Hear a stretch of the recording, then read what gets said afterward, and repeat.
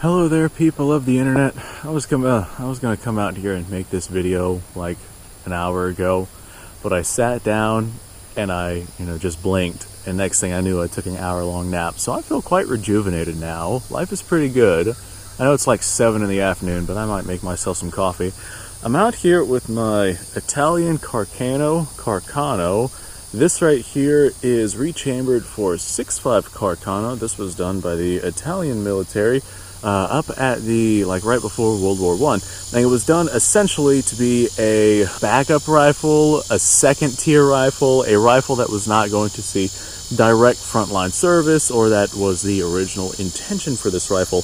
Originally, this rifle was a black powder rifle, and it was chambered in some really large caliber, like 11 millimeter or 10.5 or something like that. It was quite a large bullet. One thing I really like about these Vetterlis is that they are chambered for a modern centerfire smokeless powder cartridge, the 6.5 Carcano, although you do want to use a lower pressured version of that round. But this right here is an antique rifle, meaning it was made before 1898, I believe is the year.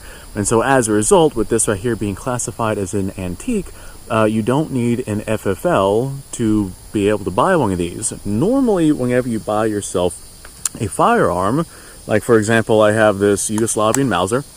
This right here is a 2447. This was made quite a deal after 1898. So as a result, if I want to get myself one of these, I have to go through the processes of basically, like if I was buying myself a new firearm, where this would have to get shipped into an FFL, and I'd have to fill out a 4473, fill out a background check, do all of the hoops, get Big Daddy government's permission before I can go ahead and bring this thing home, despite the fact that that is my right to own that thing. But the beauty about these old pre-1898 guns is the fact that these right here have pretty much all of the benefits of a smokeless powder bolt action repeating rifle without any of the negative drawbacks of needing to get out and go to an FFL and having to worry about the paperwork and all of that. Literally, all you do is you buy one of these and they send it to you right to your house. And there's a whole lot of options for getting yourself an antique rifle. This right here, the Italian Vetterli, this is not the only antique rifle out there that you can buy and have shipped directly to your home. There's a whole lot of, a whole lot of different styles of Mausers, a whole lot of different styles of Carcanos, just a whole lot of different styles of rifle that, as long as they were made before that 98 mark, they can be sent in. This right here is a Steyr straight pull. And this one right here was not classified as a antique rifle. This one I did run through an FFL.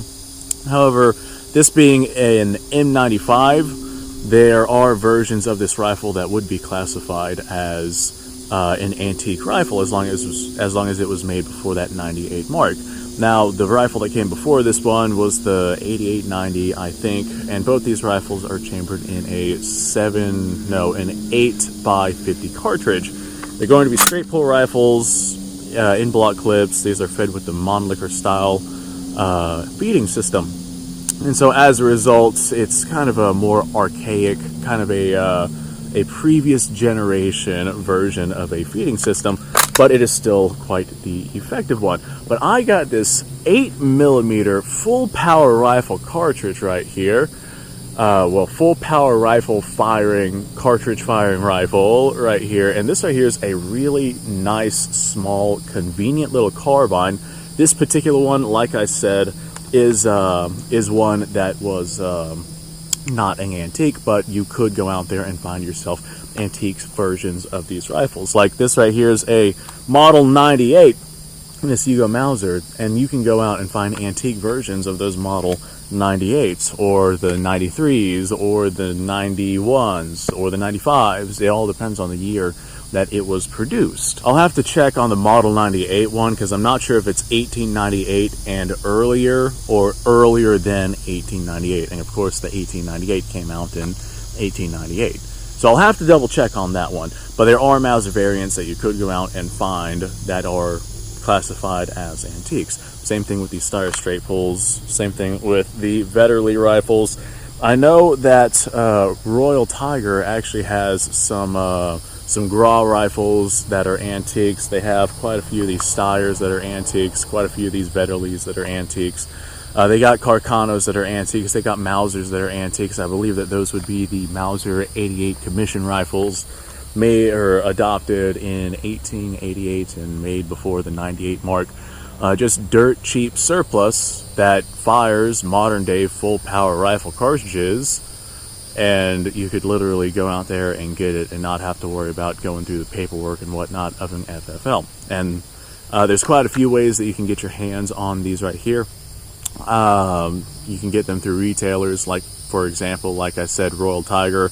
There's a couple of websites out there that would sell antique rifles like this. I know the Schmid Rubin straight pull rifles, the ones that are of a semi-smokeless powder, those right there are another very popular antique rifle that don't require an FFL or a service like that. I know that going through gun shows and whatnot and auction sites, those right there are also really good ways to find yourself antique rifles like this right here.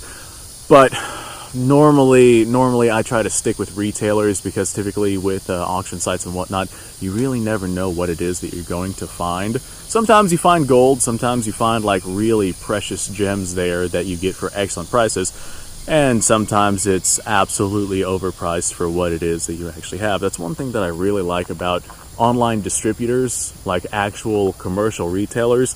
You do have a luck of the draw situation going on. Like, you don't know what condition firearm it is that you're going to get. This right here was a luck of the draw, but it's fully functional, and I've fired it before, and it is accurate. This Italian Vetterli right here, this was also luck of the draw. This one right here does have some minor issues with the actual firing system, but I have fired this before, and it's very accurate. And I've had really good luck with what I have bought from online distributors. So bear in mind, it is going to be luck of the draw. You never really know what it is that you're going to get. Some of these rifles are in pretty gosh darn rough shape, and other ones are really not that bad. But whenever you're talking about something that was made before 1898, then you've got to take into consideration that with that being made before 1898, that's quite old. At this point, that firearm would be 120 something years old, even if it was like made right at that 98 mark. And then there's things like this Vetterli, which is dated 1877, and this right here is, 20 something years. That is, that was made 20 something years before the antique classification was even put into play. So these are really cool options. These are not very expensive options either. I know the Italian Vetterli, I think I paid during a flash sale, I think I paid $199 for this thing. I know that I paid $149 for the Steyr straight pull, and you can go out and get yourself known antiques of the Steyr straight pull system. They might be a previous generation version, but you can go out and you can get yourself antiques of the Steyr straight pull system for around that $200 mark. So they're not going to be overly expensive. They're not going to break the bank, and you get yourself a nice, handy, pretty lightweight little carbine for not a lot of money. I know that this right here was well worth the money, in my opinion. I also picked myself up, I actually ordered a French Gras not too terribly long ago. It hasn't come in yet. Hopefully I will get it soon. I ordered a Carcano. I ordered another Steyr rifle just because, they're very inexpensive. Both the Carcano and the French Gras rifle, each of those are like $199. If you keep an eye out on certain distributors and whatnot, they actually have flash sales, and they sell rifles just like all of a sudden, spur of the moment. They're like, hey, guess what? We got a big pallet of these. We're going to go ahead and sell them off at, $100 or $200 discount compared to our normal prices, and that is whenever I kind of swoop in and pick up things for dirt cheap. And so I've got myself like 4 new rifles coming because of finding really good deals on them. So yeah, that is really cool. And the fact that I don't have to go through all of the monotonous FFL nonsense because of these being antiques. It is definitely a huge win as far as I'm concerned. And that is the way that things should be. Anyway, folks, thanks for watching. I appreciate your time. Hopefully you guys enjoyed the video.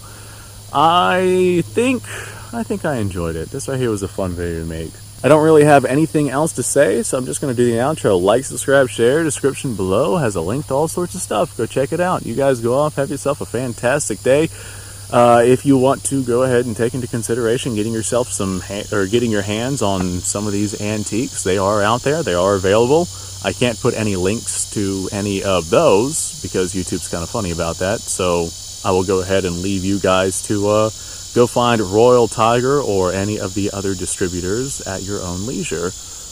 I guess I'll see you all in the next episode.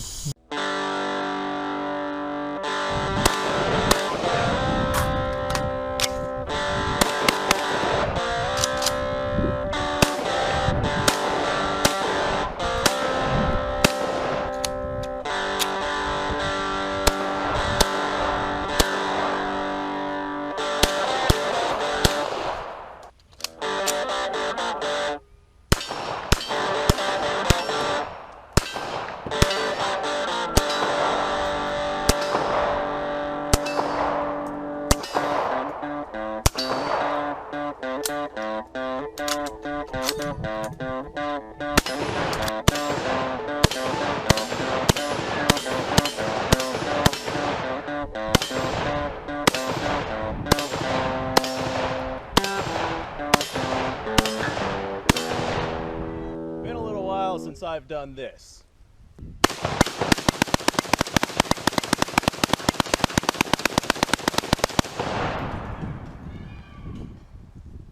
Bonnie and Clyde be damned.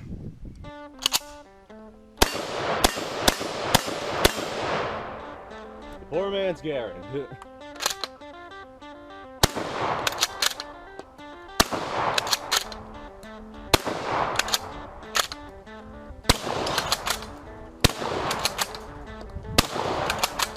It's a shame that bolt-action shotguns aren't more mainstream.